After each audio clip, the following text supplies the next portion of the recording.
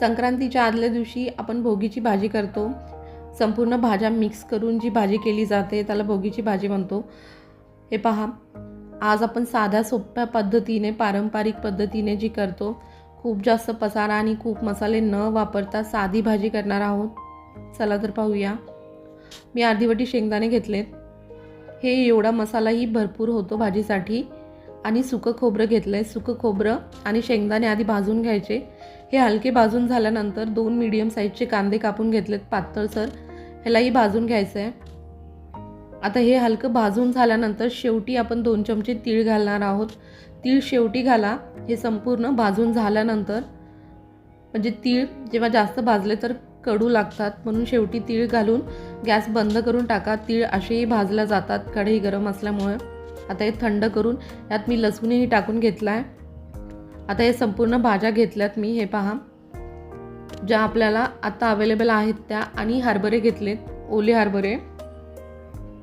कढईमध्ये तेल टाकून संपूर्ण वाटून आपण जे मिक्सरला वाटण केलं होतं ते टाकून घ्यायचं आहे। आता याला तेलामध्ये छान परतून घ्यायचं आहे, नाहीतर मिक्सरच्या भांड्याला थोडंसं पाणी असतं, ते पाणी टाकून घ्या ह्याच्यामध्ये, जे आपलं वाटण चिटकलेलं असतं ते। आणि याला 2 मिनटं असं शिजू द्या, म्हणजे छान तेल सुटेल आणि भरपूर वेळ गॅसवर परतायची गरज नाही पडणार। हे पहा, आता हे मिश्रण छान तेल सुटेपर्यंत परतून झाले, म्हणजे मिश्रण शिजून झालं आपलं वाटण। आता त्याच्यामध्ये 1.5 चमचा लाल तिखट, अर्धा चमचा हळद,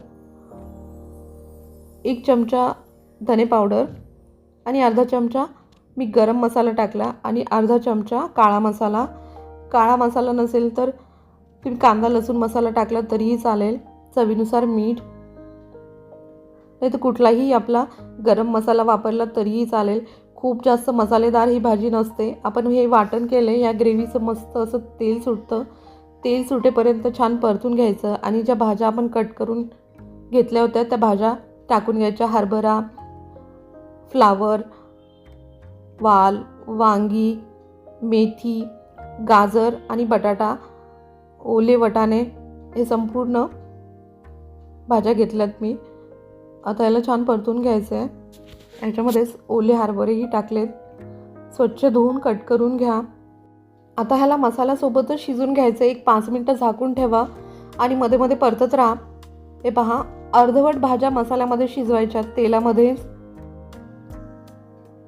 हे पाहू शकता, छान मस्त तेल सुटलंय आणि रंगही छान आला। ह्यात आता गरम पाणी टाका। पाणी गरमच वापरा, तुम्हाला जेवढी ग्रेव्ही करायची आहे, पातळ किंवा घट्टसर। ह्या भाज्या अर्धवट शिजल्यात, आणि आता 5 ते 7 मिनटं याला झाकून ठेवा। मस्त अशी चमचमीत कमी मसाल्यामध्ये भोगीची भाजी तयार आहे। व्हिडिओ आवडल्यास लाईक, शेअर, सबस्क्राईब करायला विसरू नका। थँक्यू।